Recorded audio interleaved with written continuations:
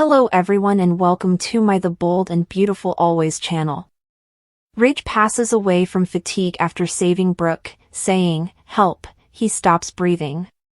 Not only did the storm rage outside the cliffside mansion, but it also raged inside Ridge Forrester, a storm of unmitigated horror that smothered the roaring wind and the rain beating down on the panoramic windows. There was a sickening crack, a choked gasp swallowed by the gale, and then Brooke was gone, disappeared over the edge into the roiling, ink-black fury of the Pacific below. One moment, she was there, her silhouette framed against the chaotic seascape visible from the living room, her voice tight with worry about the stability of the bluff after days of torrential downpour. Time broke, not simply slowed. With the sound of the crumbling ground still reverberating in the abrupt, terrifying silence of the room, broken only by the constant drumming of rain on glass, the world shrank to that sharp line where the well-kept grass met the emptiness. Rage didn't think, he was driven forward by instinct, refined by a lifetime of adoring this enthralling, angry lady. He lunged towards the chasm where Brooke had vanished, not towards a phone or safety. "Brooke!" As he dove over the edge after her, the boom of the storm instantly swallowed the savage scream that ripped from his throat, a sound more animal than human. The cold shock of the swirling water hit him like a physical blow, taking his breath before he could draw another. It was a vicious blow. His eyes stung and his mouth and nose were invaded by salt water. The current was a live being, strong and malevolent, attempting to twist him away and pull him down. A white-hot focus replaced the panic that tried to overwhelm him as he saw Brooke drowning in this whirlpool, powerless and possibly hurt. Track her down. Preserve her. He kicked fiercely against the surge, his strong arms tearing through the raging water as he scanned the jumbled surface, lit only by occasional, horrifying bursts of lightning. His breath was a hurried, insufficient gasp as another wave crashed over his head, filling his lips with brine, and every stroke was an agony against the drag of his wet clothes. The cold seeped into his bones, draining his strength as seconds turned into eternity of desperate searching. Then her clothing appeared in a whirl of pale fabric. A lifeless body, face down, being dragged mercilessly towards the rocky outcrop. No. No, no, no. He channeled all of his energy on getting to her, calling up a reserve of strength he was unaware he had. The water felt like a viscous enemy, and the distance seemed unachievable. He recalled the confidence that had always characterized Ridge Forrester, the easy strength he had always possessed, and the time he spent teaching his sons to swim. Each inch was now a struggle against fatigue and the crushing weight of fear. A bigger wave was about to crash them both on the rocks when he got to her. With one arm, he caught her by the waist and raised her head above the surface, her body dreadfully motionless in his hands. "Brooke! Breathe, Brooke! Watch me," he squealed, his voice cracked and harsh from the water he was choking on. Her skin was as frigid as marble and deathly pale. He tipped her head back, frantically attempting to remember the fundamentals of CPR in the haze of fatigue and fear. Once or time, he blew willing life back into her after pinching her nose and covering her mouth with his. Nothing. His hammering on her chest startled his already strained body. "Logan, hurry up. You dare not abandon me. Not right now. Not like this." Another squeeze, another breath pushed into her lungs. Now he was yelling orders at her, pleading with her, and he was angry, angry at the storm, at the shaky footing, angry at fate, but primarily angry at the fear of losing her forever. He was unable to lose her. Not after everything. Not after Deacon in Paris, not after all the reunions and betrayals, not after decades of love that seemed as elemental as the water attempting to devour them. The young woman who had entered Forrester Creations caught his attention right away with her radiant radiance. Her face was glowing with affection as he watched her hugging their kids.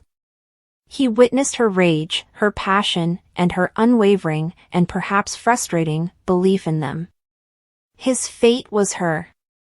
She was unable to pass away. Not in this place. Not in this manner. Her body was suddenly tortured by a severe cough. With a rough, lovely sound, water poured out of her mouth. She gasped in a ragged, desperate rush of air as her eyes widened in fear and confusion.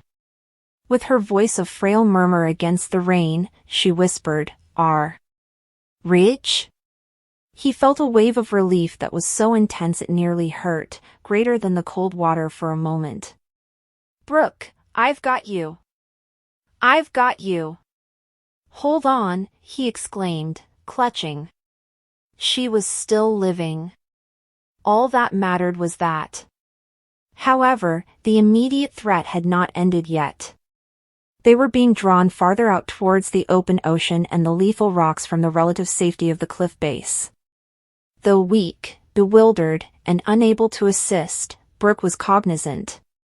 His capacity to battle the water itself was now the only thing that could save her.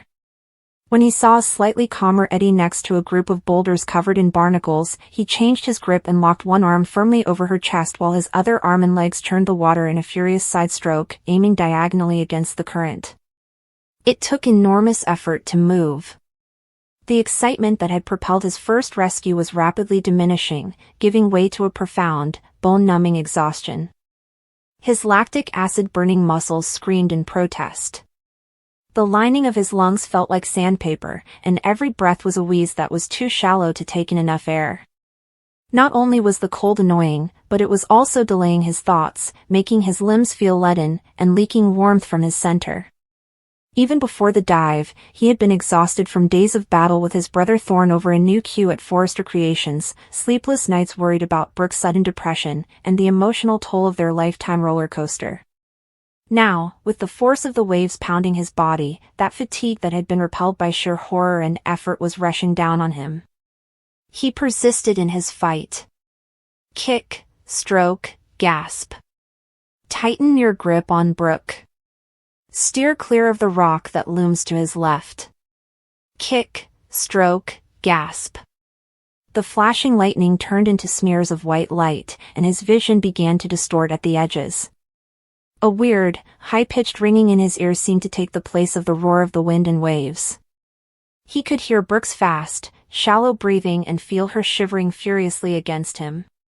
He managed to stutter, almost, there. At the expense of valuable oxygen. He could see the water swirling around the boulders a little less forcefully as they drew closer. Only a couple more yards. Hold on. He mustered one more Herculean effort, pulling with an arm that screamed in pain and kicking with legs that seemed to be separated from his body.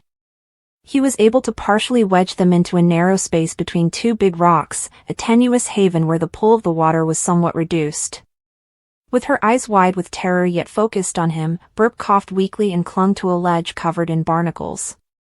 Ridge's chest heaved as he slumped against the rock. The dreadful realization of his own condition overpowered the relief of finding temporary sanctuary. He was unable to breathe. His lungs felt as though they were being constricted by an iron band that was tightening around his ribs. He attempted to inhale deeply, but it just made a thin, whistling sound as it hitched and caught painfully in his throat. The oxygen simply refused to flow, and he gasped once again, shallow and panicked. The world shrank to Brooke's frightened face and the murky, swirling water surrounding them as his eyesight tunneled. He was dizzy and disengaged. No amount of shaking could eliminate the chill that was now permeating his own being and not just in his limbs. It felt wrong, horrifyingly wrong, the frenetic, uneven beating of his heart hammering against his ribs. Through the growing fog, he could make out the indicators, which were not just fatigue but something much darker. The extreme physical strain, the cold water immersion, the pure fear, and the adrenaline rush had pushed his body well beyond its breaking point, and it was shutting down. Respiratory malfunction. The strain of breathing deeply enough was too much for his overworked muscles, which were starved of oxygen and overfilled with poisons from weariness. His heart was so overworked that it was unable to pump blood efficiently to sustain it. Internally, the system was breaking down. Ridge? Ridge! What's wrong? Brooke's voice, piercing with fresh panic, cut through the fog. She touched his face with a trembling hand. "You're really chilly. Ridge, take a breath. Please, take a breath." He made an effort to concentrate on her, on those stunning, frightened eyes that had served as his compass for so long. To reassure her, he opened his mouth to speak, but all that came out was a choked gurgle. In a gesture brimming with a lifetime of intricate, enduring love, he was able to raise a quivering hand and wipe a damp lock of hair from her forehead. He wanted to say, "I got you out. You're secure. That's the only important thing." The words wouldn't come together. His power was dissipating like fog. He could feel his hold on the rock slipping. Higher, the water lapped at his chest. The only thing left was the desperate, futile fight for breath. Every time he tried to breathe in, it was a weaker attempt, a fruitless gasp against the crushing weight on his chest. Brooke's frantic screams were muffled by the increasing volume of the ringing in his ears. The cold no longer felt uncomfortable, rather, it was a weird, almost serene detachment of numbness that was radiating upward from his limbs.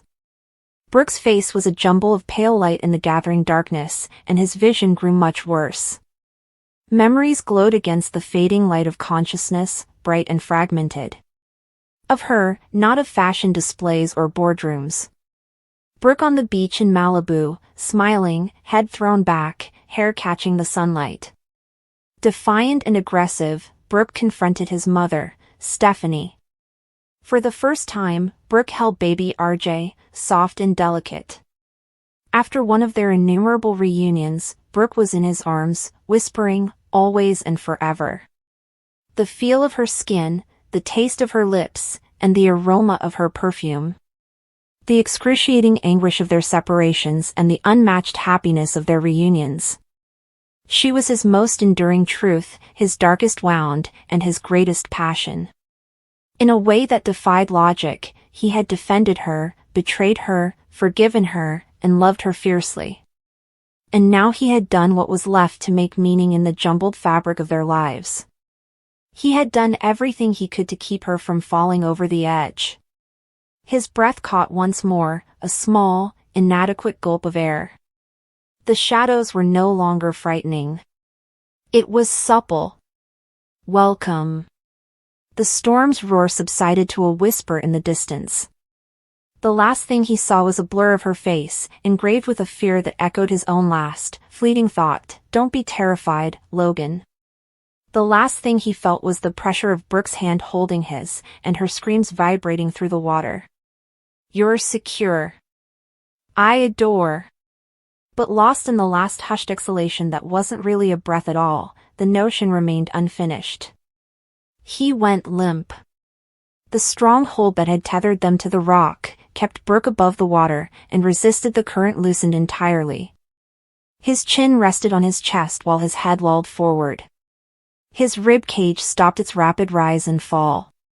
The frantic battle gave way to complete silence, a silence more terrible than the storm's intensity. Only the unrelenting waves kept moving, pressing on his motionless body. Brooke let out a scream. A scream of sheer, raw pain that broke through the storm's rage and tore through the night.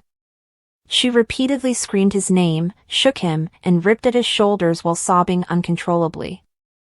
"No, Ridge! Awaken! Please! Breathe and ride. You must take a breath." Desperate for a sign, a heartbeat, anything, she pressed her ear to his chest. Quiet. Under the damp material of his ripped shirt, there was terrible, complete quiet. As he had done for her, she tipped his head back, squeezed his nose, pressed her lips to his, and blew as hard as she could. Her own body shook violently with shock, cold, and complete destruction as she pumped his chest. "Return! Return to me. Don't abandon me. Please, Ridge." His lips, however, were icy. He had waxy skin. His body was a weight that did not respond. All of the hero's remaining energy had gone into saving her, defying the ocean to bring her back, and plunging into hell to do so. The whole, catastrophic depletion of the essential energy required to support life was the exhaustion, not only fatigue. His great heart, overworked and exhausted, had just stopped. Overburdened and malnourished, his lungs had stopped working. In that last act of selflessness, the fire that was Ridge Forrester, the brilliant designer, the fiery adversary, the passionate lover, the flawed but fiercely committed man, had fully burned itself out. With her arms encircling his limp body and her face pressed against his icy neck, she clung to him and wept hysterically as the rain mixed with her tears. Ignorant of the immense human tragedy unfolding within their grasp, the waves pulled at them. After being rescued from the drowning water, she was thrown into a sea of sorrow that was so deep it could have drowned her spirit. His breathing had ceased. The guy whose voice demanded attention, whose passion could ignite or destroy, whose presence had always filled every room, was completely, horrifyingly still. Brooke Logan was left alone, struggling to breathe in a world abruptly stripped of the man who had been her fate, her enemy, her impossible, necessary love. The storm continued to rage, but the real storm, the one that had characterized decades of love and conflict, had ended in a terrible, suffocating silence on the cold, dark rocks. Ridge Forrester's last breath was a mute monument to a devotion that genuinely knew no bounds. He died not from the water but from the overwhelming, destroying tiredness of saving the lady he could never stop loving.